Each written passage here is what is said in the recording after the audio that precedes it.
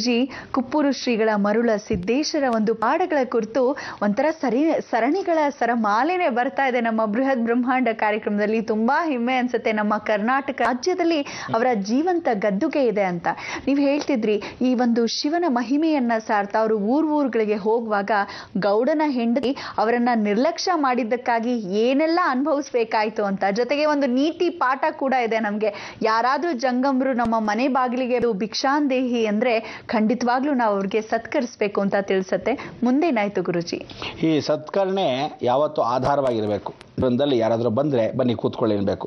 ಕೊಡೋದು ಬಿಡೋದು ಮುಂದಕ್ಕೆ, ಆದರೂ ಸಹ ಬಂದವನ್ನ ಬನ್ನಿ ಕೂತ್ಕೊಳ್ಳಿ, ನೀರು ಕುಡಿತೀರಾ ಅಂತ ಕೇಳೋ ವಾಡಿಕೆ ಇರಬೇಕು. ಪ್ರತಿಯೊಬ್ಬ ಆ ಸಂಸ್ಕಾರ ತನ್ನಲ್ಲೇ ಬಂದಿರಬೇಕು. ಬರದಿದ್ದವರು ಎಷ್ಟು ಜನ ಇದ್ದಾರೆ.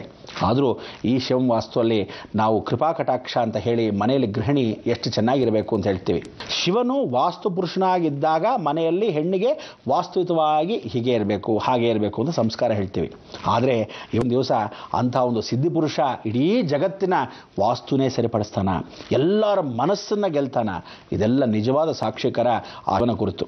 ಶಿವ ನೋಡಿ, ನಾವು ಯಾವುದೇ ಒಂದು ಕಾರ್ಯಕ್ರಮ ಮಾಡಲಿ ಈಶ್ವರ ಇರ್ತಾನೆ, ಯಾವುದೇ ಒಂದು ಕಾರ್ಯಕ್ರಮ ಮಹಾವಿಷ್ಣು ಇರ್ತಾನೆ. ಅಂದರೆ ಶಿವನ ಬೇರೆ ಅಲ್ಲ ವಿಷ್ಣು ಬೇರೆ ಅಲ್ಲ ಅಂತ ಒಂದೇ ಪಾಠ ನಮ್ಮ ಈ ಬೃಹತ್ ಬ್ರಹ್ಮಾಂಡ ಕಾರ್ಯಕ್ರಮ. ಇಂಥ ಒಂದು ಬ್ರಹ್ಮಾಂಡ ಕಾರ್ಯಕ್ರಮಕ್ಕೆ ಮೊದಲು ಶಿವನ ಕರೆಸ್ಬಿಡೋಣ, ತದನಂತರ ಪರಮಾತ್ಮನ ಕೃಪಾ ಕಟಾಕ್ಷ ಹೇಗೆ ಅನ್ನೋದು. ಏನನ್ಕೊಂಡೆ, ಶಿವಂ ವಾಸ್ತು ಅನ್ಕೊಂಡ್ರ? ಖಂಡಿತ ಇಲ್ಲ. ಅದಕ್ಕೆ ನಿಮಗೆಲ್ಲ ಜ್ಞಾಪಕ ಇದೆಯೋ ಇಲ್ವೋ ಅಂತ ಮರಳ ಎದ್ದುಗಳ ಮರಳ ಶೇಷ. ಬನ್ನಿ ಕುಪ್ಪುರೀಶ್ವರನ ಕರೆಯೋಣ.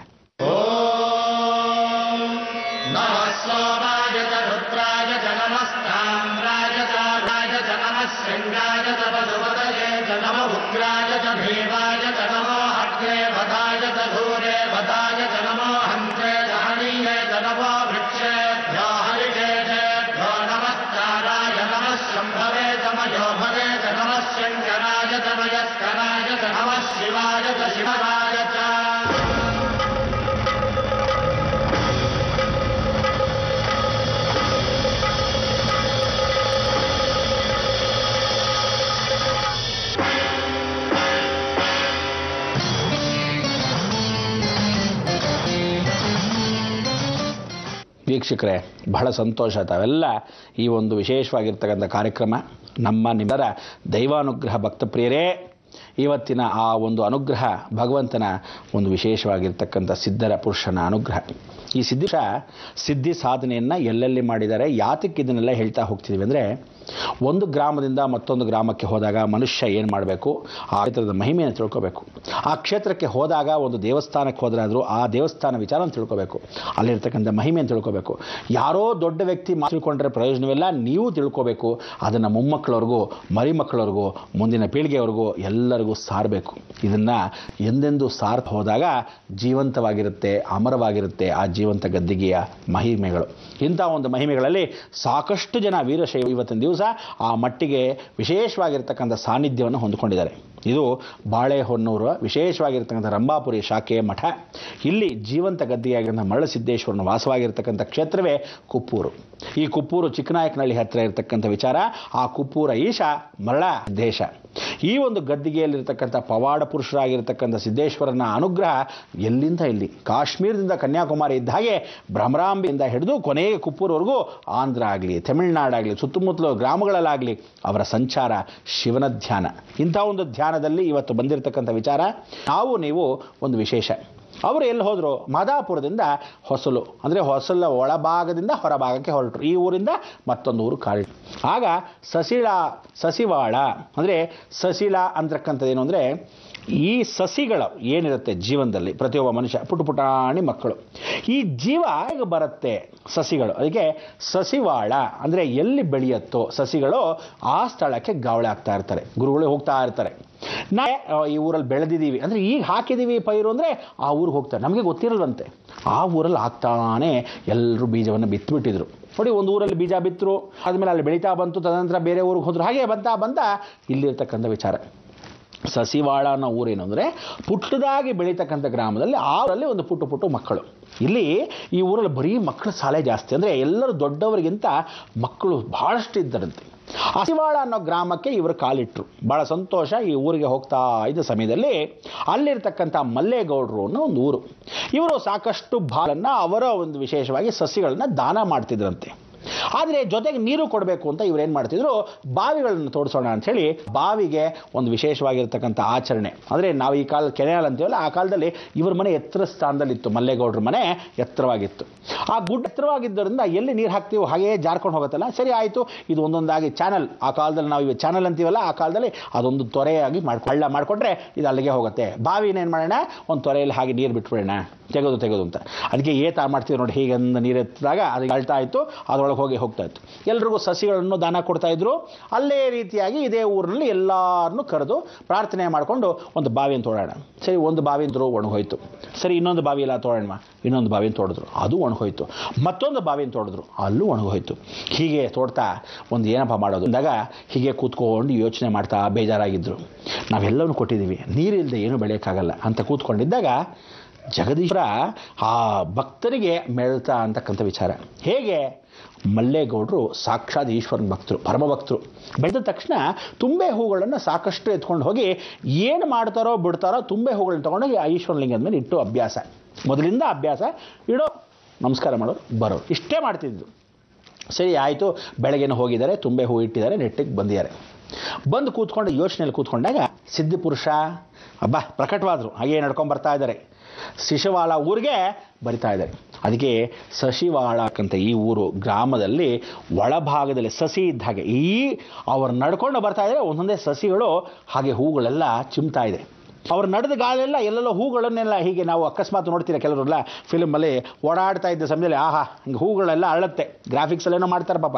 ಆದರೆ ಆ ಕಾಲದಲ್ಲಿ ನಿಜವಾಗಿ ನಡ್ಕೊಂಡು ಬರ್ತಾ ಇದ್ದಾಗ ಹೂಗಳೆಲ್ಲ ಅರಳ್ತಾ ಇದ್ವೇನೋ, ಇವ್ರು ಕಾಲಿಟ್ಟ ಜಾಗ ಎಲ್ಲ ಹೂಗಳು ಆಗ್ತಿದ್ವೇನೋ, ಆ ಸಸಿಗಳೆಲ್ಲ ಬಂದುಬಿಡ್ತಾ ಇದ್ವೇನೋ ಅನ್ನೋ ರೀತಿ ಅವ್ರು ಕಾಲಿಟ್ಕೊಂಡು ಬರ್ತಾ ಇದ್ದಾರೆ, ನಡ್ಕೊಂಡು ಬರ್ತಾ ಇದ್ದಾರೆ. ಒಣಗಿದ ಜಾಗ ಎಲ್ಲ ಅಭಿವೃದ್ಧಿ ಆಗ್ತಾ ಇದೆ. ಇದನ್ನು ನೋಡಿ ಪರಿಪೂರ್ಣವಾಗಿ ಅನುಗ್ರಹ ಸಂತೋಷವಾಗೋಯ್ತು. ಅವರೆಲ್ಲ ಓಡಿ ಬರ್ತಾರೆ, ಮಲ್ಲೇಗೌಡರ ಹತ್ರ ಕತೆ ಹೇಳ್ತಾರೆ.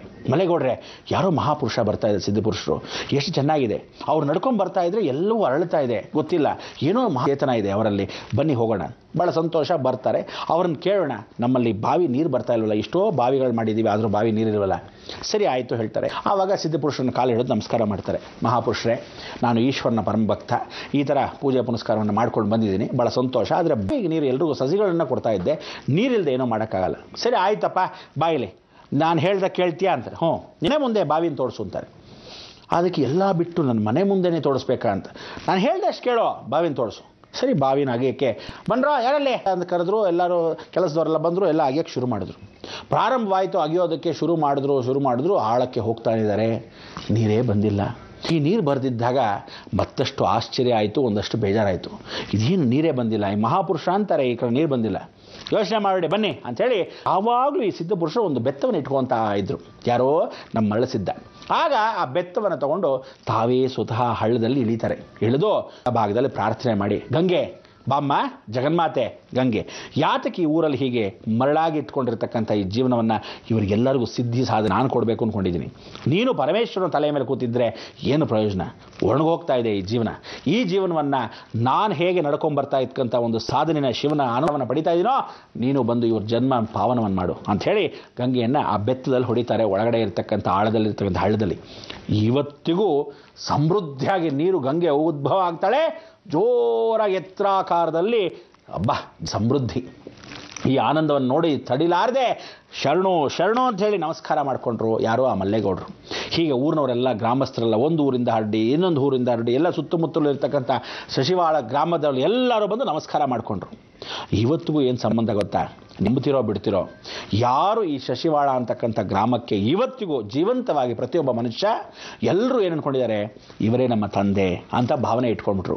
ಯಾವತ್ತು ನೀರು ಬಂತೋ ಸಮೃದ್ಧಿ ಅಭಿವೃದ್ಧಿ ಆಯಿತು. ಜೀವನದಲ್ಲಿ ಏನೇನು ಸಸಿಗಳು ಹಾಕಿದ್ರು ಎಲ್ಲವೂ ಫಸಲಾಗಿ ಬಂತು. ವಿಶೇಷವಾಗಿ ಊರು ಸುತ್ತಲೂ ಗ್ರಾಮಸ್ಥರಿಗೆಲ್ಲರಿಗೂ ಒಳ್ಳೇದಾಗ್ತಾ ಬಂತು.